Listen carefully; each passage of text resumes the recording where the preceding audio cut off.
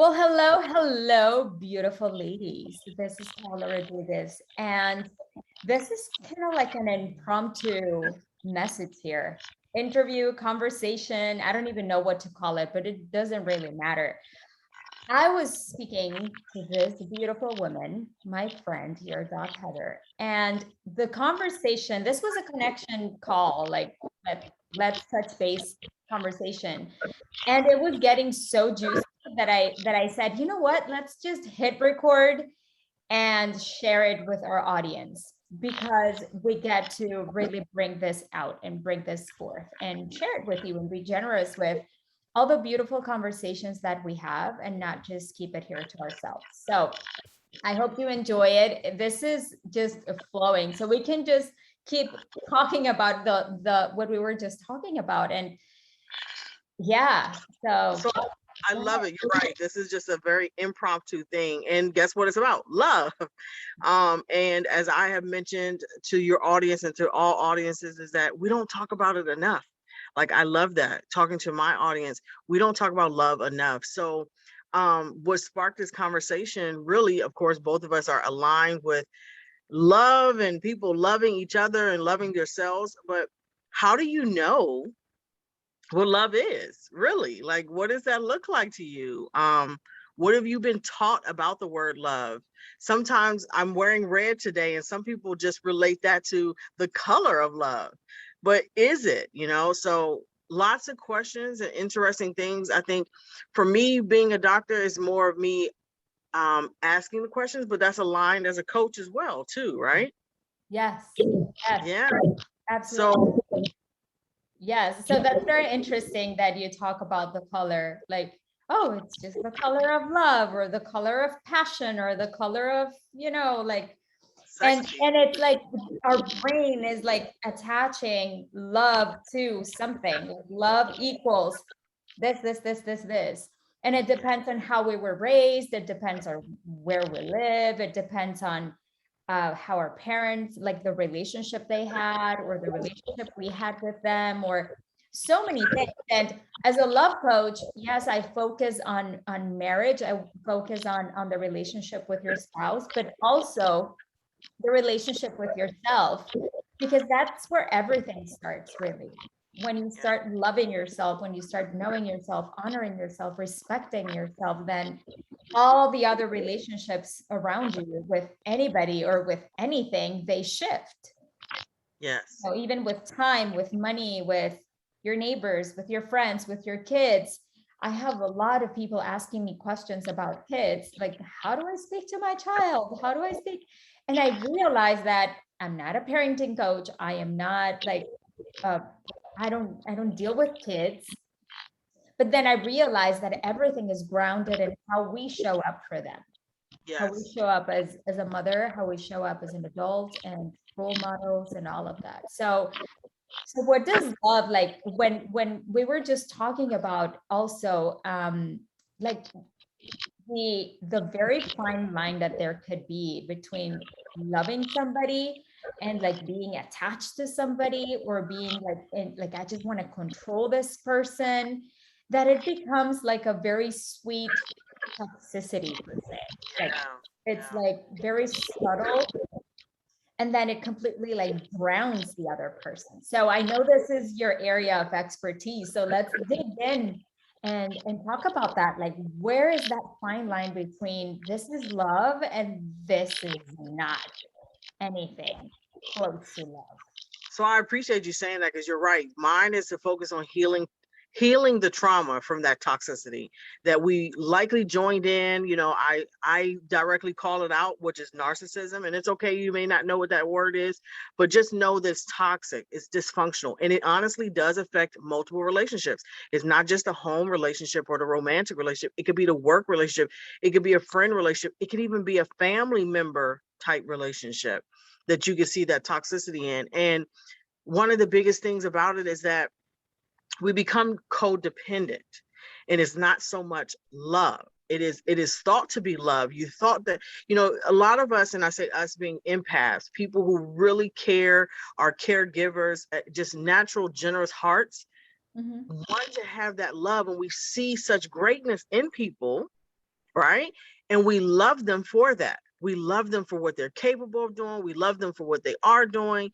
And it kind of can get skewed because if that person on the other side receiving your love doesn't know what love is, doesn't appreciate it, or even more importantly, in my world, is not healed to be able to receive it, then that's when it becomes a toxic, like you said, that sweet toxicity. And I love that term now, you I know, just it's, made it up. yeah, that's awesome. That is all because in that relationship, if it's a romantic relationship, you think you're in love, you want to be in love with that person because you feel like they're sexy, they're gorgeous, they have such a great, you know, in your mind, loving personality, but something isn't working for you, right? Something that sweet toxicity is occurring. And so I am going to say, just like you, I step back and I want you to look at and examine, where is your self-love? What does that look like for you? It really takes a moment for us to step back and understand and define, what does love mean to me? How do I love myself? You know, do I want myself to go through arguments and, you know, misunderstandings? A lot of times it's labeled as a misunderstanding, but it doesn't make me feel good. So understanding how love looks to me, how it feels to me. And here's a beautiful thing, Paola. This is the thing. You can define it. You don't have to take my definition for it. You don't have to take the textbook definition for it. You literally can define how you want to be loved. That's so beautiful and liberating, because it's like, okay, so such and such said that love is this, this, this, and it has to look this way or that way or the other way, or according to the books or according to this. Like, I think that's what really keeps us trapped. Even stereotypes of how the relationship has to look like, or how we like must behave or whatever. But really what we just said is liberating, because then you can, like you said, like set up that definition of, okay, love looks like this to me. And there's something that I always go to. It's a very, very powerful tool, and it's ask yourself, what do you want right there in the moment? Like, what do you want? What do you want? Like, what do you want in this moment? Do you want to have this conversation? Do you want to be in this argument? Do you want to feel like, are you choosing to feel this way when you are having a conversation with this person? So let's say it's an argument that happens over and over and over again. Do you really want to be in that? Or do you want to shift it and create like a new possibility there? Or do you want to step back? Like, it's all going back to choice, right? And if love looks like a way of being for you in certain moments, then that's what you get to lean into, right? Instead of like, oh, love looks like we hold hands every day and it's like this. I think it's more than a gesture. It's really something deeper on feelings and deeper on appreciation for ourselves. That's how I see it. Absolutely. And you're right. So just bringing that in, like you said, redefining it or defining it for yourself, not necessarily taking what your parents taught you, if you're conscious of that. And, you know, maybe even what you've already experienced that you thought was love, but to give yourself a moment to really examine it. I love that, right? The doc's talking about examining. Yes.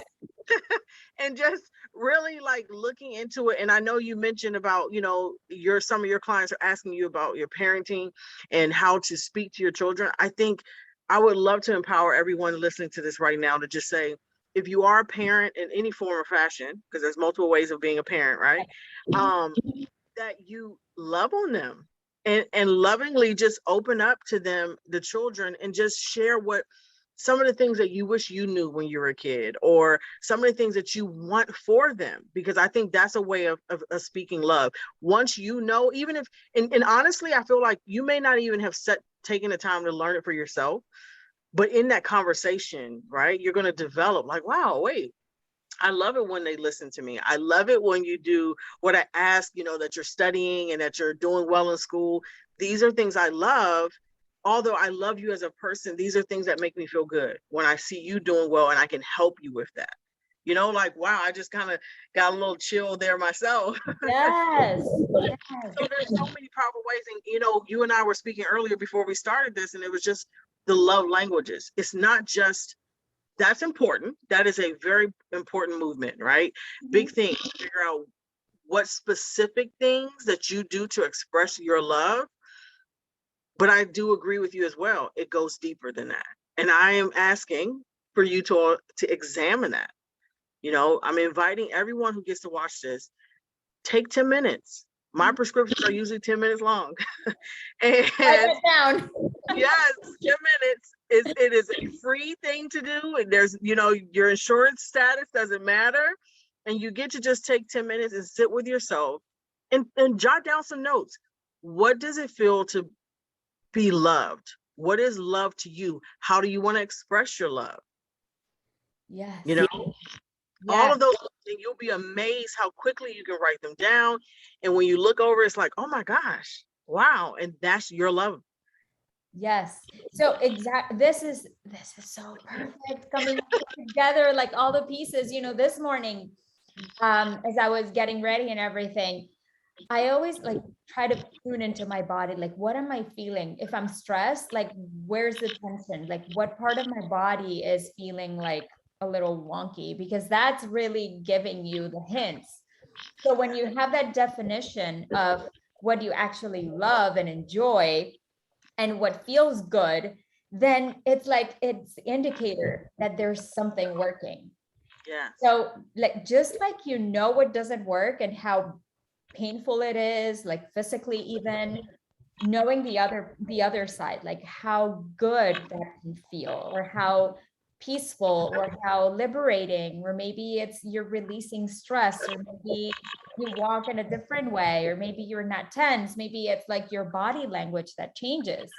So that's what came up for me this morning. And now that you're speaking about it, like, yes, examine yourself and take 10 minutes and like scan your body, like scan yourself and see what's really going on. And you know, we often read about these things that whatever you want, your desire, whatever it is that you really have as a vision, like be clear about it. Be clear about it, because in the same way, that's what you attract, and in the same way, that's what you project. So it's what you're saying in a very, very tangible and simple and beautiful way. I love it. It's very practical too. I Yeah, love I it. appreciate that. And you know what? I'll say, let's end this. I'm gonna end this on this. One of the biggest things about love, especially for me, usually is trust, right? Mhm. Trust comes in all aspects of love, whether it be from that family member, like I said, parent to a child, whether it's because of a friend, a great friend, if it's, you know, your loved one, your loved interest, trust. And I'm going to remind everybody, it's important for you to trust yourself as well. Your instinct. So when you take that 10-minute prescription and sit down and write it down, trust what's coming up for you. Trust your instinct, what you know in the pit of your stomach, as they say, feels good to you. Trust it. Yes. And I say that even when people come to me as a physician, it's like, hey, you know your body best, right? So I have to give some trust to what you're saying to me. And then I can follow up with examinations and, you know, physical, you know, things that I can do, tests to here and there. Yeah. But it's the same thing with love. You know, like we get to define it, love it, you know, just like Yeah. unfortunately with pain. I can't tell you that you're not hurting. I can't test something and say, oh, it's not hurting when you tell me it is. Yeah. So I want you all to be healed with that love. Like, please, this is a moment in time right now, especially in this season, where love is a big deal It right is. now. It It's a is. big, I mean, for so many reasons. There are many who are going to be suffering because, you know, this seasonal time, we have losses and people reminisce on that. And there's a possibility for a new beginning soon in about a month or so, 6 weeks or so. We're going to have a new beginning of a new year. And love is just so important. It's like, again, I'm going to go back to what I started with. We just don't talk about it enough. We don't share it enough. And it's really, I think, because we just don't maybe take the time to figure out what it is. We just kind of use it like a stop sign. Okay, hey, I love that, or I love this. Take the stop sign off, take a moment, Yes. 10 minutes. I That's all. love that. Yeah. Now I'm gonna think about that every time I see a stop sign. I'm gonna think like, oh wow. But really, like these conversations, like we get to have these conversations everywhere. Like really, truly, like instead of, because we focus so much on the presents and the gathering and the holiday and this and that and the stress and the have to and the I gotta be there, I gotta be there. But we forget about the essence. We forget about like what does that really mean to come together, to love one another, to heal. And I love your combination of you know, like being a doctor and healing, but also like going deeper into what is it really that you're feeling? What are you experiencing? That of course is manifested physically, but really truly, what's the problem? Like what is the root of it? And like what kind of pain or what kind of trauma you've had that you've carried it along for such a long time. So we just have this like love Yeah. conversation going on every time we get together. It's like, oh, and another thing and another thing. So I love it, and I'm glad that we just hit record and said, okay, let's just share this with everybody, and yeah, and spread the love, like spread in a good way this, like create, and what I'm thinking is really create this ripple effect of people having conversations about love. Like what does that really mean, and what can that cause in their life? Like what kind of transformation that can cause in their life?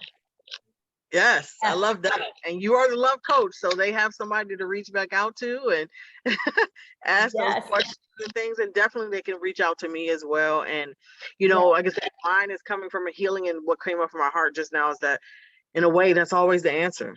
Love, just that love is where it can start, where it can complete.